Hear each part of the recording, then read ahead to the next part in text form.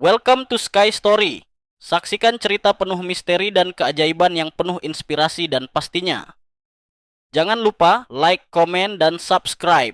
Selamat menikmati perjalanan di Sky Story. Judul, Nenek Gayung. Di sebuah gang sempit di daerah Jakarta Timur, beredar cerita tentang sosok misterius yang dikenal sebagai Nenek Gayung. Ia sering terlihat berjalan sendirian membawa gayung dan ember hitam, mengenakan kain batik dan penutup kepala. Orang-orang bilang, siapapun yang didatangi nenek itu, tidak akan lama lagi hidup di dunia. Cerita ini bermula dari seorang pemuda bernama Arman, yang baru saja pindah ke rumah kontrakan dekat gang tersebut. Malam pertama berjalan biasa saja, tapi malam kedua, ia mendengar suara air disiram dari luar rumah. Saat mengintip dari jendela, ia melihat sosok perempuan tua berdiri membelakanginya, memegang gayung dan ember hitam. Arman mengira itu hanya tetangga. Tapi ketika ia bertanya keesokan harinya, tak ada seorang pun yang mengenal nenek itu. Malam berikutnya, suara gayung menyiram air terdengar lebih dekat. Kali ini dari dalam kamar mandinya. Saat Arman membuka pintu, tidak ada siapa-siapa. Tapi lantai basah, dan ember hitam tergeletak di pojokan, padahal ia tidak pernah memilikinya. Ketakutan mulai menghantuinya. Ia mencari informasi dan akhirnya mendengar dari warga, kalau kau didatangi nenek gayung, siap-siap saja. Biasanya dia datang untuk menjemput. Arman tidak percaya, sampai suatu malam, ia bermimpi didatangi nenek itu. Wajahnya keriput, matanya kosong, dan tanpa suara, ia menyiramkan air dari gayung ke kepala Arman. Esoknya, tubuh Arman ditemukan tewas di kamar mandi. Ember hitam dan gayung yang sama ada di samping jenazahnya. Tidak ada jejak orang masuk. Tidak ada tanda-tanda kekerasan. Hanya lantai yang basah dan bau bunga Kamboja yang menusuk. Sejak malam itu, rumah kontrakan itu kosong. Tapi warga sekitar bersaksi, kadang di malam-malam tertentu, terdengar suara air disiram dari dalam rumah itu, dan sosok nenek tua berjalan perlahan di gang sempit, membawa gayung hitam yang meneteskan air, mencari korban berikutnya. Setelah kematian Arman, rumah kontrakan itu dibiarkan kosong. Namun, karena harga sewanya murah, beberapa bulan kemudian datanglah penghuni baru, pasangan muda bernama Wina dan Riko. Mereka tidak tahu menahu tentang kejadian sebelumnya. Pemilik rumah sengaja tidak menceritakan apa-apa. Pada minggu pertama, semuanya berjalan normal. Tapi Wina mulai merasa ada yang aneh setiap kali ia mandi. Ia merasa seperti sedang diawasi. Kadang air keran berubah menjadi keruh dan berbau tanah.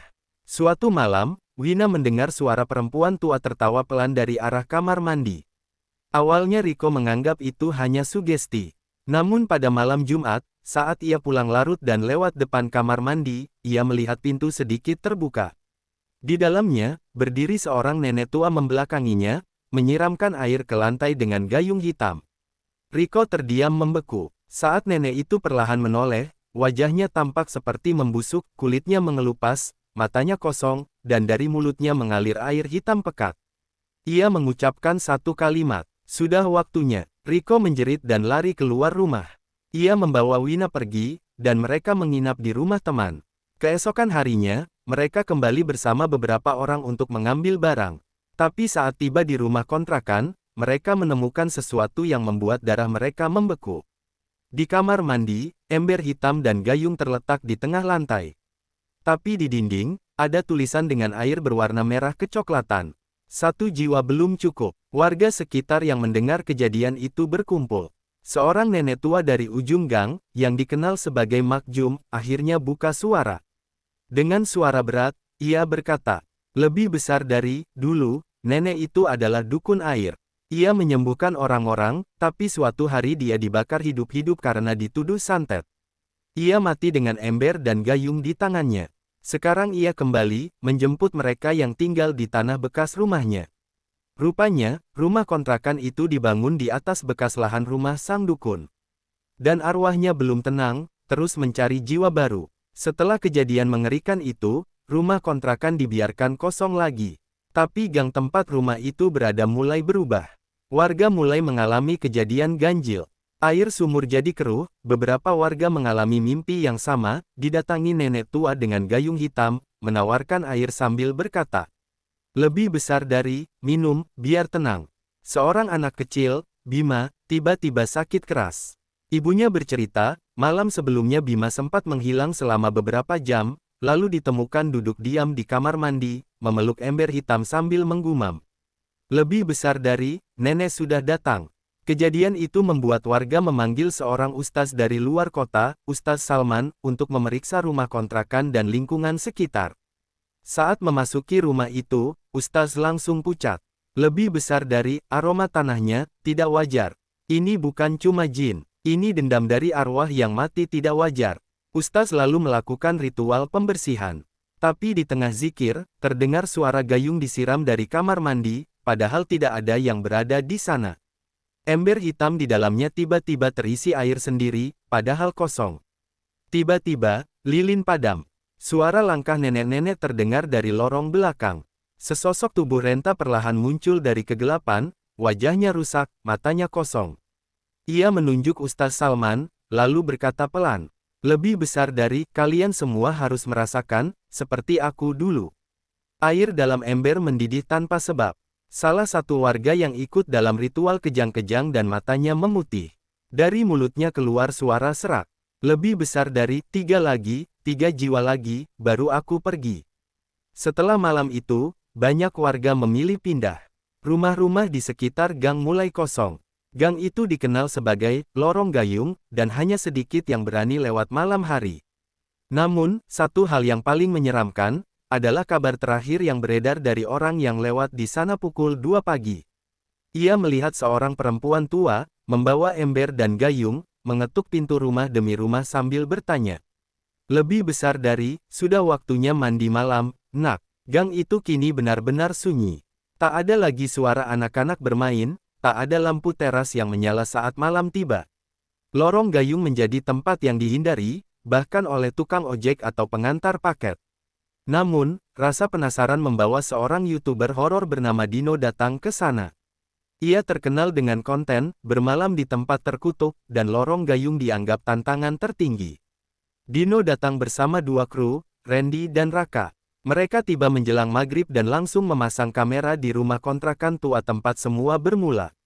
"Kalau ada suara gayung, jangan panik," canda Dino, mencoba meredakan ketegangan. Tapi tak ada yang tertawa.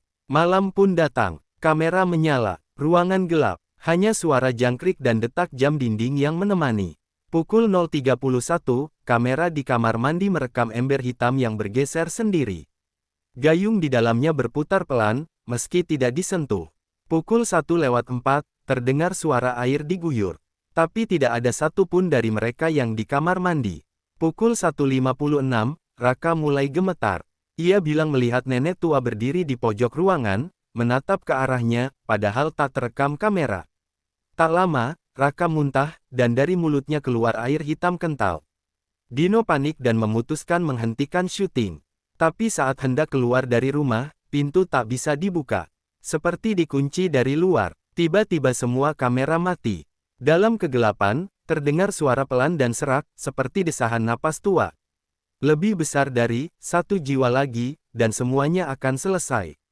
Lalu, jeritan. Kamera HP milik Randy menyala sebentar. Dalam sorotan kabur, tampak Dino ditarik oleh tangan keriput yang muncul dari dalam ember. Ember yang mustahil cukup untuk menenggelamkan tubuh manusia, tapi Dino hilang begitu saja. Keesokan harinya, hanya Randy dan Raka yang ditemukan. Sok, tubuh mereka dingin, dan tidak bisa bicara. Ember hitam tergeletak di tengah ruang tamu. Airnya tenang, terlalu tenang, tanda hubung tanda hubung tanda hubung. Sejak itu, gang itu resmi ditutup oleh warga. Rumah-rumah dibongkar, tapi satu hal tak pernah bisa dihilangkan. Ember dan gayung itu selalu kembali. Ditemukan di rumah warga, di warung, bahkan di masjid. Sebuah kutukan yang belum sepenuhnya selesai. Karena, mungkin tumbal terakhir bukan Dino. Tapi siapapun yang mendengar cerita ini, dan percaya. Sudah setahun sejak kejadian di lorong gayung. Rumah-rumah di gang itu rata dengan tanah. Warga pindah. Namun kutukan itu tidak hilang, hanya berpindah. Randy, salah satu kru yang selamat, mencoba menjalani hidup baru. Ia tinggal di apartemen kecil, jauh dari Jakarta. Tapi sejak malam ketiga di tempat barunya, ia mulai bermimpi buruk. Dalam mimpinya, ia melihat sebuah kamar mandi dengan cermin besar yang penuh embun. Di balik kabut cermin, perlahan muncul sosok nenek berkerudung, memegang gayung dan ember hitam. Saat Randy mencoba berbalik, tubuhnya tidak bisa bergerak. Nenek itu tersenyum bengkok dan berbisik. Lebih besar dari, kamu belum selesai, nak. Aku masih haus. Randy terbangun dengan keringat dingin.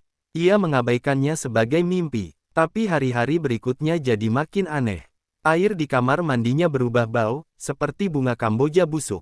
Cermin kamar mandi sering berembun, meski tidak ada uap. Dan tiap malam, muncul bekas tangan kecil dan basah di permukaan kaca. Puncaknya terjadi ketika Randy sedang bercukur di depan cermin. Saat ia menunduk sebentar mengambil handuk, dan menatap kembali ke cermin, wajahnya sendiri sudah berubah. Bukan dirinya, tapi wajah tua keriput dengan senyum bengkok berdiri di tempatnya. Randy terjatuh ke belakang. Saat ia melihat ke cermin lagi, sosok nenek itu ada di dalamnya, tapi tidak di kamar nyata. Lalu, gayung hitam muncul dari dalam cermin, menabrak permukaan seperti air. Tangan keriput perlahan menjulur keluar. Randy berteriak dan memecahkan cermin itu. Tapi dari pecahan kaca, tetesan air hitam mengalir. Ember kecil terguling di lantai, padahal dia tidak punya ember hitam di rumah. Ia mencoba melarikan diri, tapi air hitam mulai keluar dari seluruh keran di apartemennya. Dari wastafel, dari pancuran, dari toilet, semuanya memuntahkan cairan pekat berbau kematian. Suara tawa tua menggema dari seluruh arah. Lebih besar dari, cermin tak bisa membohongi. Jiwa yang masih ditandai, akan selalu kupanggil. Hari itu, Randy menghilang. Apartemennya kosong, tapi polisi menemukan dinding kamar mandinya dipenuhi tulisan kecil. Aku mendengar gayung disiram. Dan di sudut ruangan, sebuah cermin kecil, retak, tapi menampilkan bayangan, nenek tua yang terus tersenyum. Tahun berlalu, cerita tentang nenek gayung mulai dianggap mitos oleh generasi baru. Namun, di desa terpencil bernama Sukamaya, jauh dari kota, seorang bocah bernama Aldi menemukan sumur tua di belakang rumah neneknya. Sumur itu ditutup rapat dengan papan dan tali rafia, namun tetap mengeluarkan suara tetesan air setiap malam. Aldi penasaran dan membuka tutupnya. Di dalam, airnya tampak tenang, sampai tiba-tiba muncul sebuah gayung hitam yang mengambang sendiri. Malam itu, Aldi bermimpi tentang seorang nenek yang tersenyum sambil menunjuk ke sumur. Ia berkata, lebih besar dari, jaga sumur ini, nak. Jangan biarkan mereka menutupnya lagi. Pagi harinya, nenek Aldi ditemukan meninggal di dapur. Di tangannya menggenggam gayung plastik, bukan milik mereka. Dan anehnya, sumur itu kini terbuka lebar, tanpa penutup. Beberapa hari kemudian, warga desa mulai melihat Aldi duduk berjam-jam di samping sumur. Ia bicara sendiri, tertawa pelan, bahkan menyiram tanah dengan air sumur setiap malam.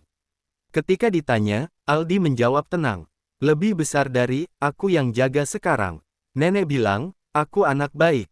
Dia cuma haus, sekali-sekali. Warga mulai resah. Tapi tak ada yang berani menutup sumur itu lagi. Karena setiap kali ada yang mencoba, satu persatu anggota keluarga mereka akan hilang, dan gayung hitam akan muncul di depan rumah, basah dan berbau bunga mati. Kini, kisah nenek gayung menjadi legenda yang diwariskan diam-diam. Karena kutukan itu belum berakhir. Dia hanya berpindah, mencari penjaga baru. Tanda hubung. Tamat.